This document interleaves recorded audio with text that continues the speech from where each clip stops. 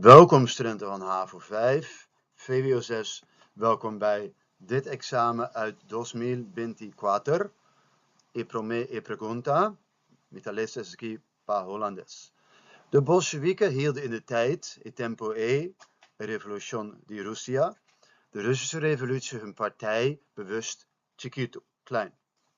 Wat was in de tijd van de Russische revolutie het streven van de Bolsjewieken? Is streven significa aspiracionan of buscamento. Een zoektocht, een streven. En belangrijk is hier hecho con a mantener un partido chiqui, tabetin die haber con un ambition aspiracionan. Het had te maken met hun aspiraties, hun streven, dan buscamento. Daar had het dus mee te maken. Dus naast mij zie je Lenin en Trotsky en Kamenev. Ze hielden hun partij klein. Dat is dus heel belangrijk om te onthouden. Ja. E hecho con a mantener un partido chiquito, tabetin die haber con un ambition aspiracionan. Het had te maken met hun streven, hun aspiraties. Ja, dat ze de partij klein hielden. Ik contesta. 1 van de onderstaande antwoorden.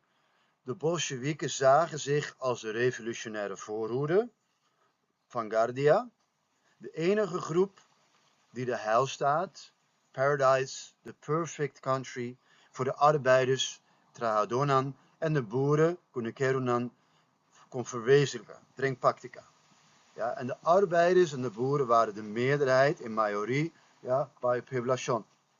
Dus Vanguardia Revolucionario, dat is zeg maar de revolutionaire voorhoede, Vanguardia Revolucionario, en e uniconan cupo realiza e utopia. E utopia significa pa Hollandes een heilstaat, zeg maar een paradise on earth. Zij zagen zichzelf als de enige die dat ding nomber in naam van de arbeiders en de boeren konden doen, in majoria pa población, kon verwezenlijken. E uniconan cupo realiza e utopia. Ik hoop dat dit een duidelijk filmpje was. Ga naar de andere filmpjes via de playlist, zodat je de andere filmpjes uit 2025, y 2024, y 2023 ook later nog terug kunt bekijken. Want oefenen ejercicio cu examen ambieu te hopi importante.